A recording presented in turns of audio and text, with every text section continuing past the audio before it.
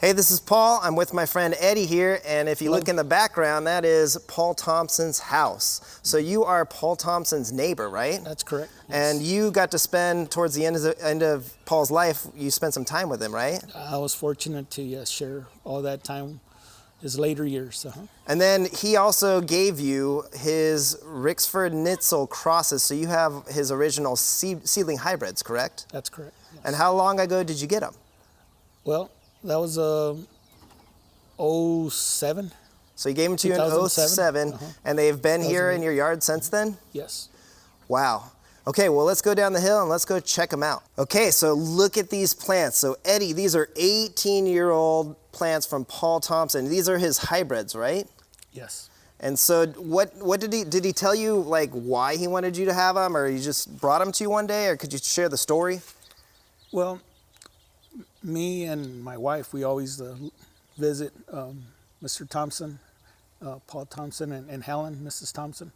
They were neighbors, and it was a neighborly thing to do. We'd go say hi and check on them and see how they're doing and stuff. And they were getting in their, what, late 80s, early 90s? No, they were in their 90s. In their 90s. So would you... Or late 80s and then 90s, because, let me see, 96 is when Mr. Thompson passed away at 96. And so you would help him, you'd go grocery shopping with him and just help out his family, correct? Yes, Okay.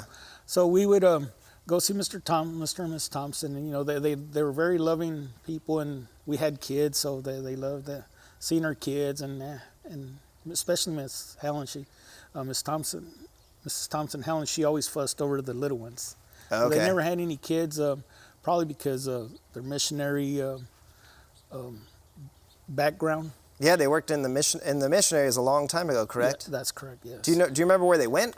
Well, they were in India a lot. India, that's what he always talked about India, and so I guess they were moving around, and in the Marine Corps too. So they didn't have any kids. I don't know if that's the reason, but that has a lot to do with it. And Helen just loved your family. Yes. You guys got really close. And so what? He just brought you his seedlings one day, or what size were they? Because they're huge now. These are 18-year-old plants. Yes. He had them in 15-gallon buckets up there. And he asked me, Eddie, what do you think? Because, we always talked about, he always shared information on everything that he did. And probably for a comment, and, we just had conversations. And this was one of his biggest pride and joy. Really? Yes. So he, how so? Did he just, did he tell you, or did you just sense it? He told me, because he was always experimenting. He said, I'm trying to get the best variety, and I'm making kind of my own too. So he knew that what he had created when he crossed these two plants, a white-fleshed and a guatemalensis, he knew that there was something special about these. Yes. Okay. Yes, he always tried to get the best characteristics of this and the best characteristics of that, and try and produce a better variety that had both of those qualities. And so you were sort of his backup, because he grew on the other side of the hill where it's colder, and you're on this side where it's protected. Yes. And you could see they're still here today, 18 years, and you don't even water them much, you say. You just kind of let them be, right? Right. And they fruit for you every year? They do, yes. We collect a lot of fruit from them, and I don't even trim them the way you're supposed to, because I've been busy. So you don't prune them, you just let them grow naturally, just like this? Yes. And these were actually, a lot of them I had up there, and I moved them over here because I was getting overcrowded over there. And so just to make space up there, we moved them down here. And so they're adapting to a little bit colder, because it's colder right here than just a few, Just up the hill, a little ways is warmer. Just about, I don't know how many feet, probably 200 feet. And how many years ago would you say you moved these? These, maybe 3 years ago. Okay. Man, they're huge. Yes. They do well. The soil around here is really good. Yeah, it looks like it's rich in DG, kind of DG soil. It does. But loamy, it's kind of. But it's good soil though. So you grow them in the ground, no problem. No problem. We have tons of citrus and fruit trees here as well. Yes. And so he just gave them to you and just said, take good care of these, or? Yes. I don't know. I hope it's not because he felt obligated. It's just because he saw that I was interested, and we always talked about it, and he'd ask me questions. What do you think about this? What do you think about that? And I'm not a professional at anything, but I just enjoy listening to him. And he made a comment one time, Eddie, I'm doing all the talking here. I said, well, Mr. Thompson, what am I going to teach you that you don't already know? I don't know half the stuff you know. Yeah. So I'd rather listen to you. I'm not an expert on anything. And you would take him and you shared special times. You told me his favorite thing was a Burger King shake, right? Just a regular vanilla milkshake from Burger King. That one was his favorite. So it just made his day. That's all he wanted. It was he was a very simple man. He loved it, and so that was a ritual. I'd pick him up in his old Ford, 65 Ford, and then we'd drive up to Fallbrook to that's the closest Burger King right there, and we'd get a milkshake, and then we'd go get a haircut on base, and then we'd go to the commissary and he'd do his shopping for the month. So for the month, he was shot for the month, and you said he was really frugal and he was frugal, and he didn't splurge on luxuries, anything like that. To him, plants were the luxury. So that's just was his passion and just what he shared with you. Yes. Wow. That's what he loved. He loved plants. And what I think is so special about you is you have his collection that before they died from the frost. Because do you remember how many he gave you? I thought you said it was like 7. Do you remember? It was more than 7. More than 7. I think he gave me a couple of more than one of each. Okay, so a couple backups. Yes. Yeah, because when we went through, I think we found 9 or different pots. But they're all just from his crosses, right? He just those are the only ones you have in this. These are from Mr. Thompson. Okay, he just gave them to you. Yes, he said, Eddie, would you like some of my dragon fruit? And I said, I'd be honored. And I think he had a plan, because I think he knew that he was getting to his later years. And then, where he was going to have to sell his house, right? And after Helen passed away. Yes, and he wanted to have meaning, not just get lost and get bulldozer down or whatever. Yeah, get sold in Pine Island and renamed as something else. All of the above. Which makes me really upset because when they did that, he died not knowing that those were his plants. And so for people like us, it's great that we could kind of keep his memory alive and share these plants and just have them be the originals. Tell the history, the history where of they came from, and he put a lot of man hours on them because it's what he loved, and he loved perfecting them. That was just his passion. And he documented everything. Yeah, you said that he would write down even like how much fuel he would fill up in his truck. Just everything. He had all those details. He would log in everything. Do you know whatever happened to those logs? I probably still have. So you have some of his things still. He gave me his truck. Okay, and then you also have his dog tags and some of his life as a Marine. Cover. And you were a former Marine as well, right? Yes, I retired from the Marine Corps in 06. So he probably had that connection with you as well. That's where you had your. And, yes, Marines are family. Yeah. Even if you're not blood, sometimes I feel like Marines are tighter than some blood. Not everybody, but you know what I mean. Yeah, for sure. I mean, that was a connection you had that you guys. That's why you're so close. Have an understanding. It's a sacred bond, I guess.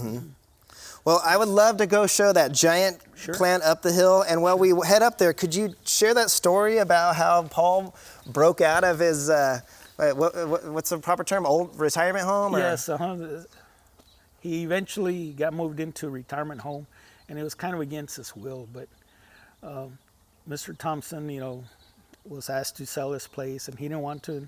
And then he asked to die in his home. That's what he wanted to. That's what he wanted to. But unfortunately, they broke their promise, and they said, we're going to have to move you because I want my sibling to move into this house. And it broke my heart. And as a matter of fact, one of the, what do you call the people from the county? That take care of people. Oh, the hospice people or no, the county nurses type of thing? County, there's Health and Human Services? Yes. There it is. They came and told him, Mr. Thompson, you don't have to move here if you don't want. So, well, I gave him a word because Mr. Thompson was a man of his word. And he said, I'm moving, So we moved him we loaded up everything in his truck and I moved him into Silvergate up in Fallbrook. So you moved him. You helped him. Wow. Yes. How was he? He must have been really sad. Was that a hard time? I could see it in his eyes. I could feel it. Yes. This is where he built that house. Him Hey, and you his said he wife, built it by hand, right? by hand. His wife mixed the mortar in a hand concrete mixer. It has a pulley on it, but no motor, and it has a handle. And she would mix the mortar and load in the wheelbarrow. And while he was over there stacking block, building the walls, she would make sure he never ran out of mortar. Wow. That's how they were. What a team. Yes, they're very, very tight. They are the epitome, I think, of a couple. Wow. Yeah, I mean, that's amazing. But so you moved him up there, and then he broke out once, and how did that work? He was over there, and he goes, Eddie, I need to get out of here. I'm not used to a place like this. Can't even do anything without... Yeah, he probably couldn't even garden there, right? Can't do anything, yes. And here, he lived on his 5 acres, and he went wherever he wanted every day. He was up early, and he had his routine here. Mm-hmm. And it's hard when somebody kind of forces you to leave that behind. Oh, yeah. And so did he call you or just show up No, somewhere? I mean, I always went to check on him. Oh, okay. He was my friend, and and I went over there, Mr. Thompson, everything, are you settled in, everything okay? And I need to get out of here. And I said, all right, let's go out the back. So I didn't sign him out. I took him. And he was kind of loving it, because he goes, oh. Yeah, the thrill and the danger, man. He's escaping. That's what it is. Yes. And he kind of moved like he was running, but, at that age, you don't run anymore. But he goes, come on, Eddie, let's go. And we got in the truck, and we went and got a shake. So you sort of broke him out for a shake? Yes. And then did you take him back? I took him back in the evening, yes. Okay. Were they upset, or were they okay? They were, yes. They got upset They at said, you? don't ever do that again. I said, we need to keep track of, everyone here, for their safety and yours. I bet you would. That was probably one of Paul's favorite memories towards the end, man. Just to break out of there and have some time with you, get a shake. It was great, and I enjoyed it too. I always loved listening to Mr. Thompson. Yeah, you just have such an affinity and respect for him. I mean, just when we talk off camera or on camera, it's just the way you speak about him. And he was like the epitome of a kind, moral, righteous person, it seems like. Yes, and he was very frugal, and he was just down to earth, basics, common sense. That's the type of person. And he helped his neighbors around here? You guys were very neighborly? Oh, yes. And that's the way he was. He was always looking too, and and said, I wonder how they're doing and how are they doing. He was always caring, very caring. And him and his wife, even in their 90s, they would walk from the house up there all the way down here to the street, which is quite a bit. And then in their 90s, this far? Yes, wow. And back up the hill, hand in hand. Yes. Wow. Because their mailbox was down here at the bottom. Yeah, and that's a steep hill too. It's not a tiny hill. And he wasn't breathing hard either. And like me and you, if we go up that hill, we get winded. We're going to get winded. He was just conditioned. So he was in good shape even up in his 90s, huh? He was in good shape, yes. Oh, wow, that's awesome. And Mrs. Thompson was in good shape too, other than, when dementia got her. And the dementia at the end must have been really hard. That's when they were writing the book, Pitahaya, yes. with Leo Manuel. So I got to see the basement where it was written. It was pretty awesome. Well, let's head up the hill and check out that beautiful plant. And you said that this summer you got some fruit. You don't pollinate, but you got some fruit off of them. We got plenty of fruit, yes. And you remember that they were magenta fleshed, and you had a pale pink one, which was probably 4S, which was very light colored flesh, yes. you said? Uh-huh. Yes. And they set fruit on their own? They do. Uh-huh. They do. And you have a bunch of citrus and mangoes and things, but most of these you said were not from Paul Thompson. A lot of these plants here? Right. These trees, they're grafted. He did have a hand in grafting them, of course. Yeah, didn't you say that he went to Mexico and grafted? He'd go all the way down to Mexico and graft avocados in his 65 Ford pickup. And at what age was he doing this? He was, the last time he did that, I can't remember how old he was on the last trip, but he went all the way down to Mexico and all the way up to Oregon. And he just would help people and graft for them? They would hire him to come graft their trees. So they hired him, and he was an expert grafter for trees. Yes. Okay. Yes. And I remember we practiced in his kitchen when he was having tea. He had a ritual with tea. He'd fill it up to his cup all the way to the very top. He had a little bit of milk. And Lipton tea, right? I'm going to try this when I go home. So Lipton tea, and hot tea with a little bit of milk? hot tea and then a little bit of milk on top, and he'd fill it until right before that first drop would spill over, and he'd stop right there. And that was just his thing, huh? Yes. Another thing he did was, you know how when you pull the tea bag out and it spins? Yes. He would count the number of times they would spin to the right and how many times they would come back and to the left. Yes. Man, he's just very meticulous. He liked a lot. He was data driven, it seems like, huh? Very, yes. Talk about data analysis. That was Mr. Thompson, yes. Man, I wish that some of these records were still around. I mean, I'll see what I can if you dig have up. them, I'd love to look at them. Yes. You see these oranges right here? Uh-huh. Like that looks like a regular orange, but my favorite are the wrinkly ones. See how the skins are wrinkled on them? Oh, yeah. And there's some here that are even very wrinkly. So what's causing that is just the optimal ripeness? It's the type of breed that it is. Okay. Because you don't find them at the store. No, right? I've never seen it like this. I mean, this is a navel, right? Yes. All these are navels, but he did come over and graft. So you have some Yes. of his citrus. Yes. Okay. And I don't know what they're called, but these are my favorite. The wrinkler, the more wrinkly the It's skin probably a is. different variety of navel because there's Washington navel, there's different ones. So you still get to enjoy fruit from Paul years Yes. later. And He's touched this plant. in March, you come back and get some oranges. Oh, That's when the they're ripe? sweetest, the juiciest. Yes. Okay. You need a face shield. Really? Yes. They're just gonna spray they you. explode. They explode, Wear some goggles. and they're very sweet. Very, very sweet. Yes. Oh, Yeah, wow. I can't explain how sweet they are. You come taste them and you tell me how sweet. I they will. I'm going to come back here, Eddie, in March. I'll have to trade you. Are. I mean, you can eat them starting November, but my favorite time is March. I mean, you have pomegranates, mangoes, We have all kinds of mulberries, guavas, and, guavas. just about every type of fruit here. We have some what do you call those? They look like grenades. They're called over in the back. The big guavas? No. Chirimoyas. Cherimoyas. Okay, you have cherimoyas too. Chirimoyas and different types of pomegranates, the white pomegranates and the red. Yeah, the whites are pretty good. What's your favorite? Out of all your fruit here, which ones are some of your favorites? Well, the oranges, the wrinkly oranges, and these guayabas. There's about 10 different types of guayabas here. And the one over there by the peacocks, I think those are my favorite. Those are your favorite? Yes. Even though they all have different tastes and they're all delicious, I like this one because of the texture, because of it has the right amount of whatever. But yeah, that one over there. But all these are delicious. You go grab, oh, this is delicious. And you go, oh, this is more delicious. Oh, they're all delicious. I could just walk around here and eat your food forest all day. And over there's some finger limes. Oh, you have a finger lime. I think we have 3 of them. Do you like them? Yes. Yeah, I like them too. They call it it's caviar, right? The citrus Yes, caviar. exactly. When you I bust see them 'em. open. Yeah, there's some. From Australia. Yes. Oh man, walking through here, I was just looking at your dragon fruit. You have a plethora of different mangoes. And I don't know or if you've guavas. ever tasted guavas, but you feel free to. Oh, I love guavas. Yeah, try it. Yeah, I could just smell them from here. Wow, falls off. Yeah, they're very fragrant and very tasty. But these are not from Paul. You're a fruit grower yourself, or do you think some of these could be from Paul? They could be, yes.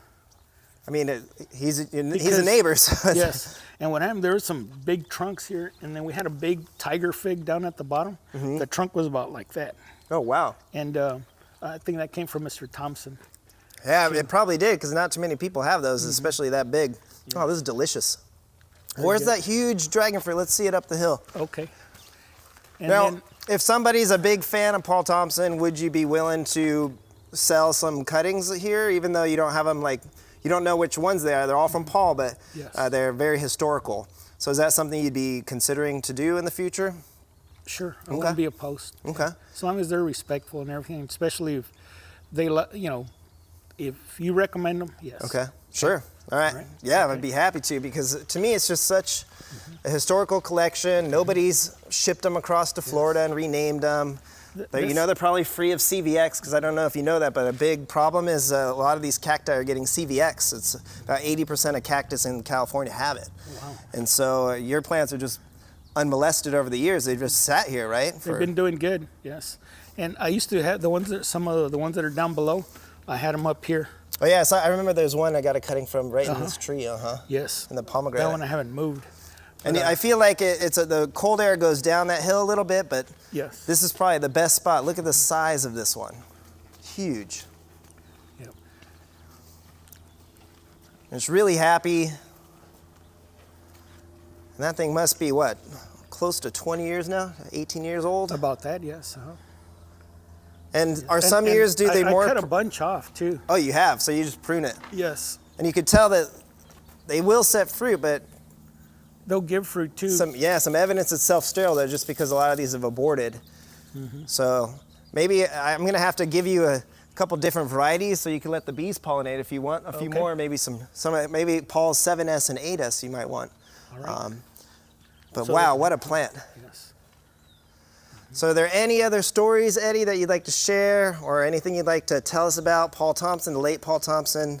I really appreciate that you've been caretaking his plants and just to share these stories, but is there anything you want anybody to know? Well, Mr. Thompson, other than he was an awesome individual, awesome person, awesome friend, whatever he wanted to do, he would do. He was very driven. He was very dedicated to. Once he made up his mind, and he loved nature. He loved plants. He loved trees, and he loved making his own too. And he loved sharing it with his rare fruit growers, right? I mean, Yes. He was very selfless. He gave to everyone, So very But, giving, Very giving person, yes. I feel like there's not too many people like that in today's society. No. And, he did have a sense of humor. Most people wouldn't think so because it looked like he was always stern and grouchy and, reserved. But no, he was quite the opposite. Yeah, I heard you told me that you got him to laugh a few times, right? Oh, yes. I was kind of scared too. I go, is he hallucinating now? Because most of the time he didn't laugh. And as a matter of fact, I know a lot of people that knew Mr. Thompson, and that's what they said. They said, we never see Mr. Thompson laugh. And he laughed wholeheartedly. And it even scared me.